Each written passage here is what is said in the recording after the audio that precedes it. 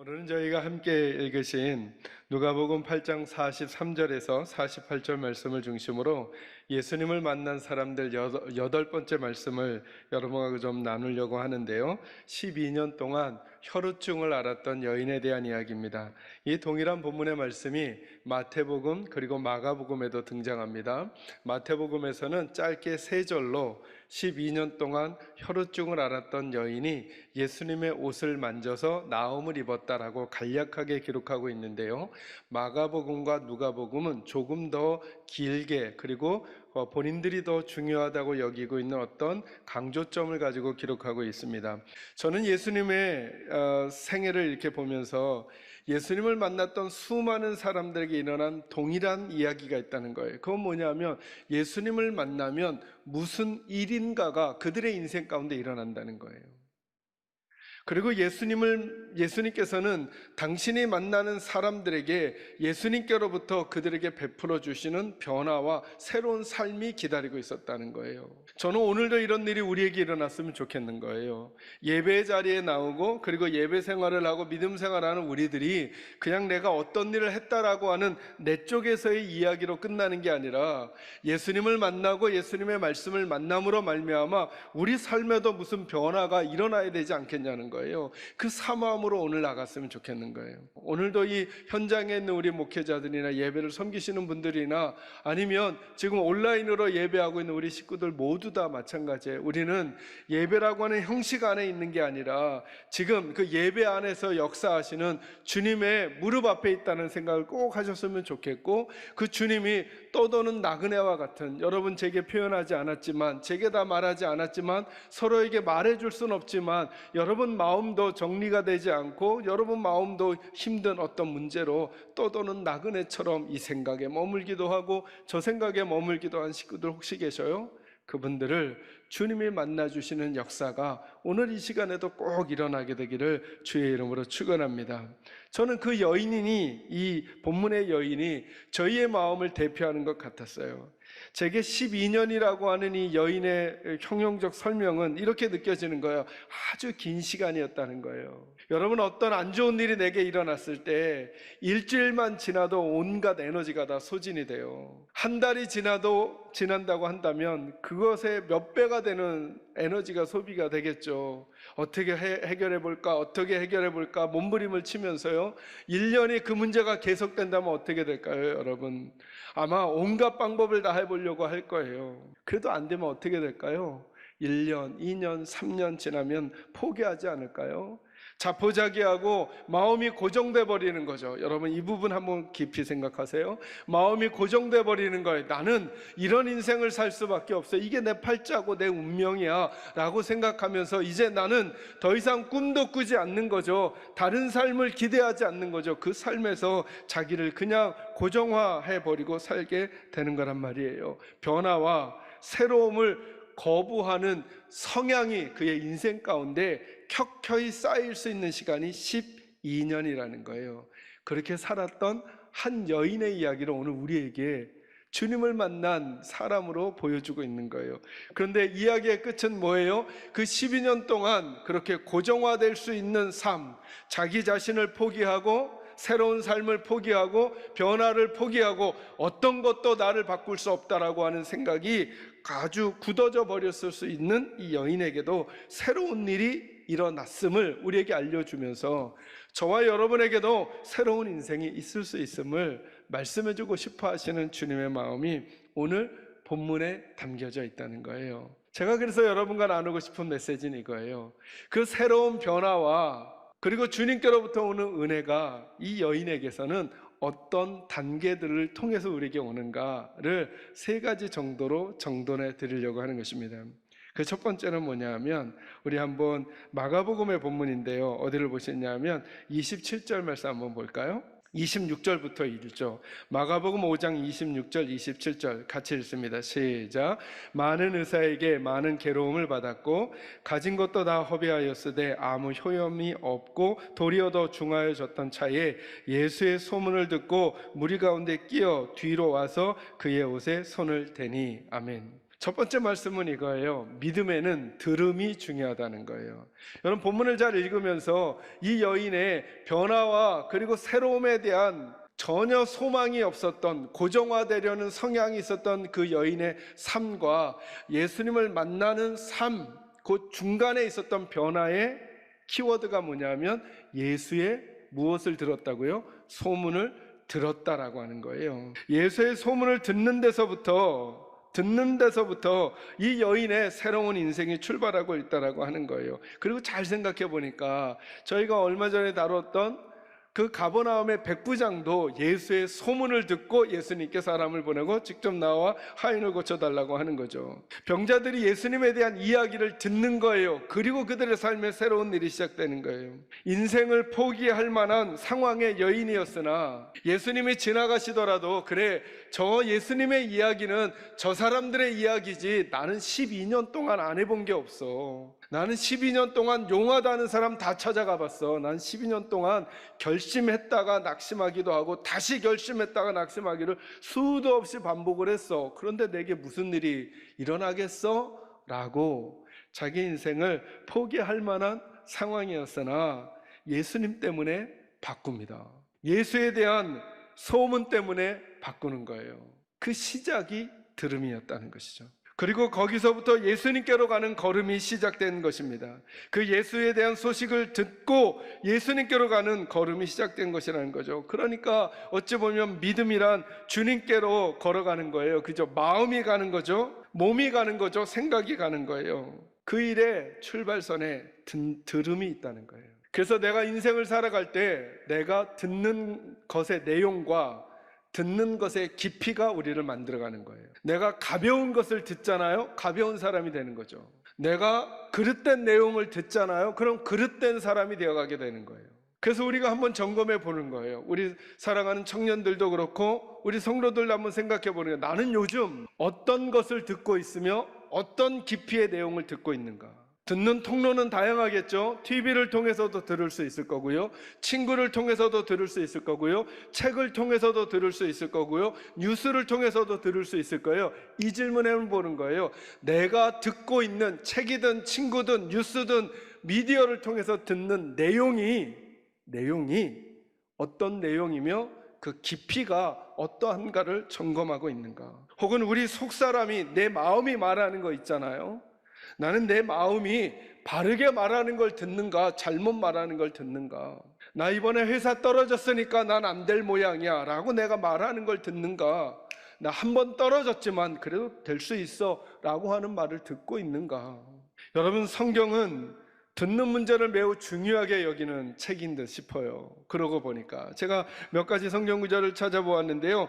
요한복음 5장 24절은 이렇게 말해요. 너희가 내 말을 듣고 나를 보내신 이를 믿으면, 듣고 믿으면 너희가 영생을 얻었고 심판에 이르지 아니할 거다 라고 이렇게 말해요. 여러분, 신명기 6장 4절에서 9절 여러분 아시죠? 이스라엘아 들으라 이렇게 말씀하세요. 이스라엘 들으라. 그리고 제가 신명기 말씀을 찾아봤더니 9장 1절, 20장 3절, 27장 9절에도 이스라엘 백성아 이스라엘아 들으라 이렇게 말해요. 들으라. 여호수아 3장 9절에서도 여호와의 말씀을 들으라 말씀합니다. 시편 66편 16절에서는 하나님을 두려워하는 너희들아 나와서 들으라 이렇게 말해요. 하나님의 백성들은 들을 때 그 삶의 변화가 시작될 수 있다는 거예요. 여쭙니다. 여러분은 요즘 어떤 소리를 듣고 계십니까? 여러분의 마음에서 하나님의 생각을 닮은 소리가 들려옵니까? 아니면 하나님의 생각을 닮지 않은 소리가 들려옵니까? 하나님의 생각을 닮은 소리를 듣고 있습니까? 아니면 그렇지 않은 생각을 듣고 여러분의 마음을 만들고 얼굴을 만들고 그리고 삶을 만들어가고 있습니까? 우리 어른 목사님들이 늘 그렇게 말하잖아요. 부정적인 친구 옆에 두지 말고 긍정적인 친구 옆에 두라고. 왜 그럴까요? 부정적인 친구는 우리로 하여금 듣게 합니다. 뭘 듣게 할까요? 부정적인 얘기를 듣게 하는 거죠. 부정적인 얘기를. 그 들음이 우리를 자꾸 만들어 가는데 부정적인 얘기를 들으니 부정적인 사람이 될까봐 그런 말씀을 하시는 게 아닌가 싶은 생각이 들어요. 긍정적이고 소망스러운, 그리고 우리에게 용기가 주는 음성은 예수의 소리라는 거예요. 저는 저와 여러분에게 예수님의 음성이, 하나님의 음성이 들려오는 복이 있기를 주의 이름으로 축원합니다. 예수님도 이런 표현 자주 쓰시잖아요. 그래서 들을 귀 있는 자가 들으라 이렇게 말해요. 그래서 여러분, 들려지는 게 복이라니까요. 들려지는 게 복이에요. 말씀을 들을 때, 설교를 들을 때 여러분의 귀에 들려지잖아. 이게 복이에요. 아무나 그렇게 되지 않아요. 설교를 들으면서 판단하는 분들이 있을 수 있어요. 설교를 들으면서 다른 생각하시는 분들 있을 수 있어요. 설교를 들으면서 다른 책을 읽고 싶은 사람들 있을 수 있어요. 그런데 누군가에게는 말씀을 들으면서 그 말씀이 들려진다면 여러분 꼭 생각하세요. 들려지면 복이에요. 저와 여러분이 잘 아는 본문 있죠? 로마서 10장 17절 말씀 뭐라고요? 믿음은 어디에서 나고? 들음에서 난다. 하나님의 음성이 들려지는 건 복인 거예요. 저는 우리 사랑하는 계산제일교 식구들이 하나님께로부터 듣는 분들이 되기를 주의 이름으로 축원합니다. 늘 드렸던 말씀이지만 지나가듯이 한 번 더 말씀을 드리면, 기도도 마찬가지예요.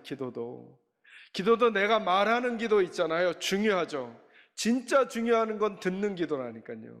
기도를 1시간 했는데 하나님께로부터 내 마음에 들려지는 음성이 하나도 없어요. 그러면 후련할지는 모르지만 알맹이가 없을 수 있어요. 여러분 꼭 사모하세요. 우리 사랑하는 계산제일교 식구들은 예배 시간에 내가 나왔잖아요. 내가 나온 거 말고 나는 적극적 수동적 태도가 돼야 되는 거예요. 주시는 걸 받는 태도가 되는 거죠. 말하는 건 내가 하는 거죠. 듣는 건요, 내가 적극적으로 수용하는 자가 되는 거거든요. 말씀이 들려져야 돼요. 기도 중에 들음이 우리에게 있어야 돼요. 성경을 읽는 거 내가 하는 게 능동적 태도잖아요. 아니요, 성경이 내게 말하시는 게 있어야 돼요. 나는 받고. 여기서부터 변화가 시작되는 거죠. 모든 삶이 딱딱하게 굳어갔을 것 같은, 마음도 굳어가 버리고 더 이상 아무런 변화도 없을 것처럼 여겼던 이 여인에게 예수의 소문이 들리자 그 여인에게 새로운 인생이 시작되었듯이 믿음에는 들음이 중요하다는 사실을 마음에 새기는 저와 여러분이 되기를 주님의 이름으로 축원합니다. 하나님의 말씀 두 번째, 여러분 마가복음 5장 28절 말씀 한번 볼까요? 같이 읽습니다. 시작.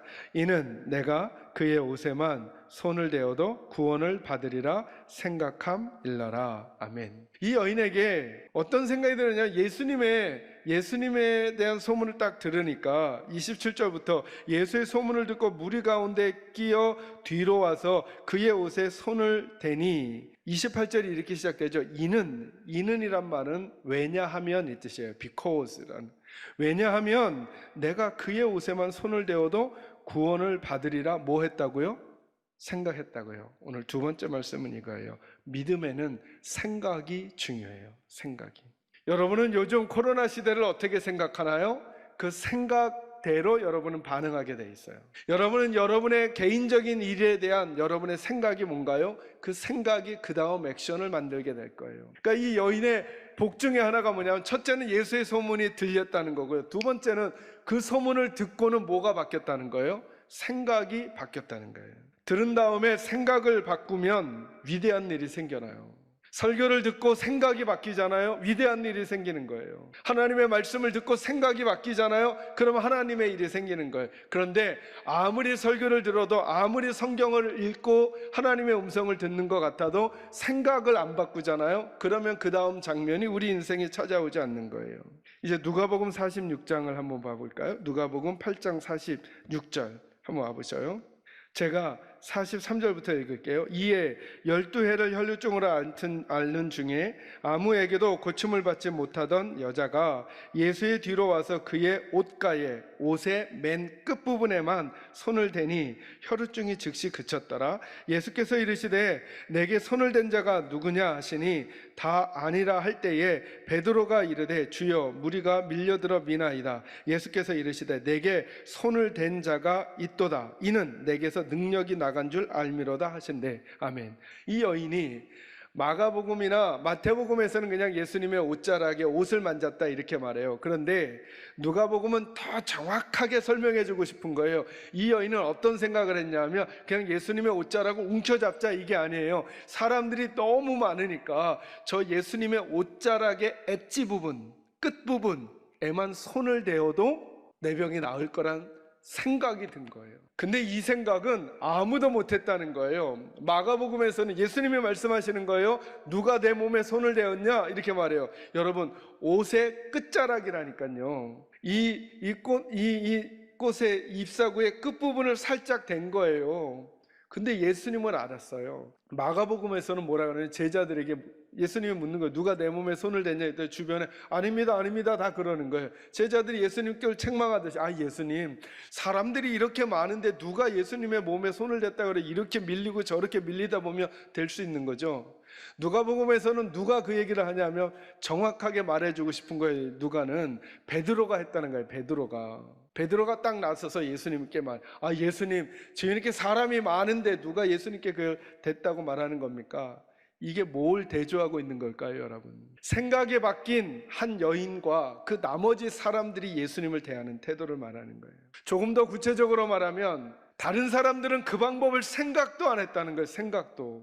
예수님이 옆에 서 있는데도, 예수님의 손을 잡을 수 있는데도 예수님의 손만 잡아도 나 낫겠지, 이런 생각이 전혀 안 들었다는 거예요. 근데 참 재밌죠? 12년 동안 온갖 방법을 다 써보고도 아무 효과가 없었던 인생이었는데, 이 12년 동안 혈우증을 앓았던 여인은 예수님에 대한 소문을 딱 듣는 순간 생각이 확 바뀌어버리는데, 남들은 도무지 생각하지도 않는 방법, 남들은 도무지 효과가 있을 것 같지도 않은 그런 방법, 남들은 마음도 쓰지 않는 방법에 생각이 꽂혔고 그 생각으로 바꿔버린 거예요. 나 예수님의 옷자락의 엣지 부분, 끝부분에만 내 손을 대어도 난 병 나을 것 같아. 근데 이걸 누가 알아주시느냐 하면 예수님이 알아주신다는 거예요. 그러니까 거듭 생각하면 예수님은 그 행위가 믿음이라고 말씀하는 거잖아요. 내 딸아 안심하라, 내 믿음이 너를 구원하였다, 이렇게 답해 주시잖아요. 그러니까 그 행위가 믿음이었다는 거예요. 어떤 믿음이요? 예수님의 옷자락에서 능력이 나올 것 같은 믿음이요? 아니요. 그 옷자락의 주인이신 예수님이라면, 내가 예수님을 직접 나갈 수 없는 상황일지라도, 내가 예수님을 직접 뵐 수 없을 만큼 사람이 많을지라도 예수님의 옷자락이만 내어도 예수님은, 내가 들은 예수님은, 내가 아는 예수님은 날 고치실 수 있어 라고 하는 생각이 들었어요.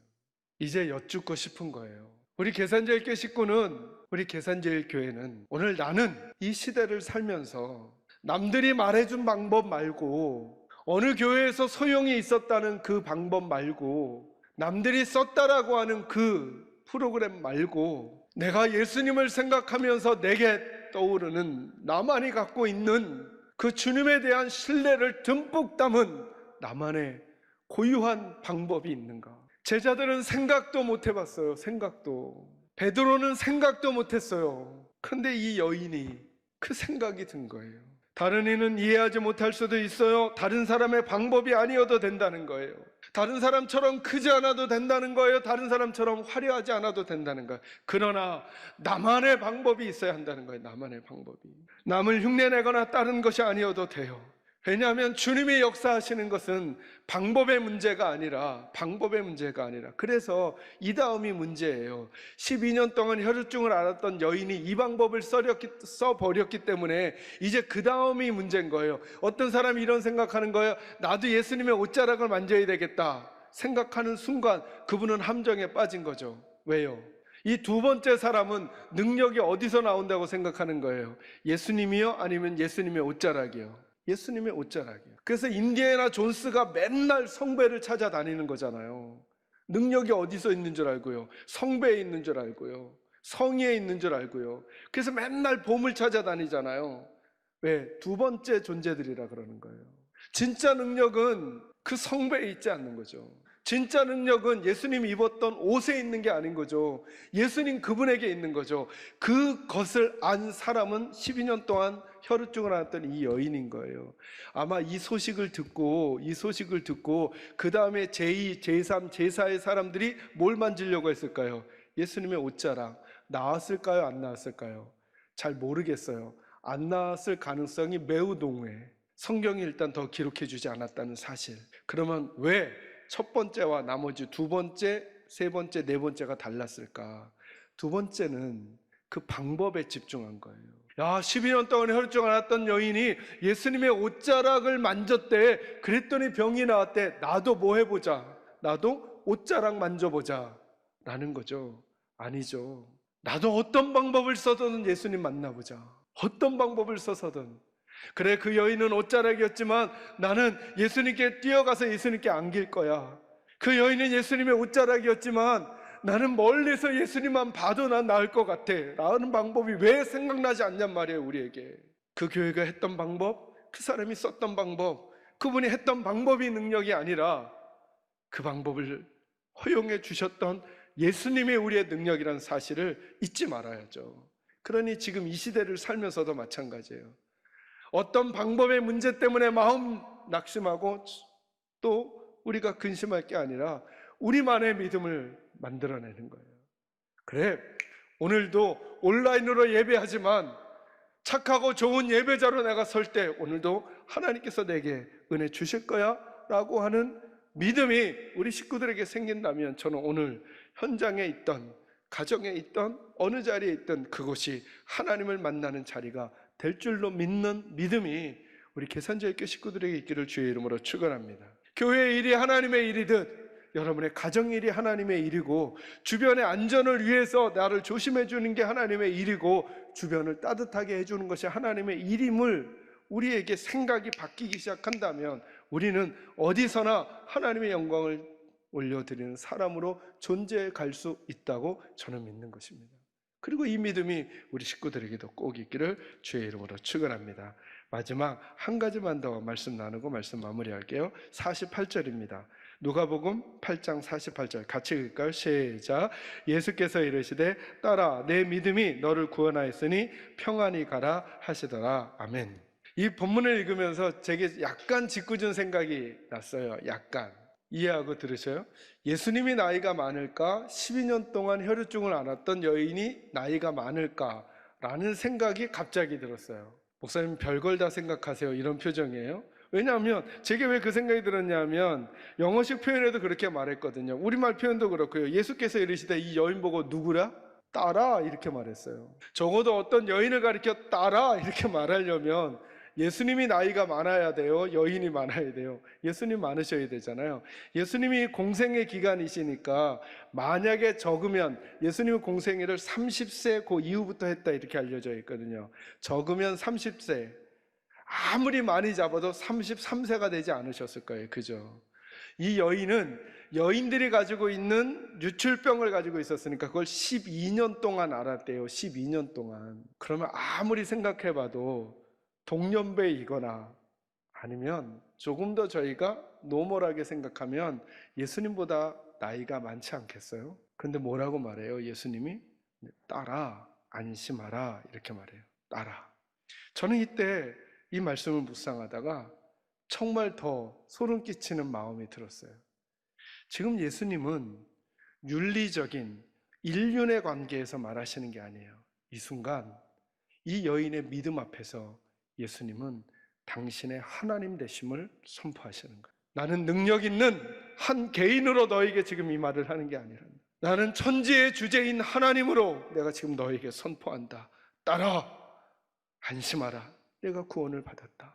만약에 저의 인생 가운데 여러분의 인생 가운데 우리 주님께서 전능하신 하나님의 권위로 저와 여러분에게 말씀만 한마디 해주신다면 아들아 딸아 내가 네 인생과 함께하마 이런다면 저와 여러분의 인생은 아마 달라지지 않겠는가. 오늘 이 여인의 진짜 목은 병이 나은 것이기도 하지만 예수님이 하나님 그분으로서 자기에게 말씀하신다는 이 사실을 저와 여러분이 보게 되었다는 것 아니겠습니까? 신체적 나이는 여인이 많을지라도 그러나 믿음 때문에 예수님은 본인이 하나님이신 것을 다른 사람들에게는 때가 될 때까지 알리지 말라고 말했던 그 하나님 되심의 신분을 이 여인에겐 과감없이 보여주시는 거예요.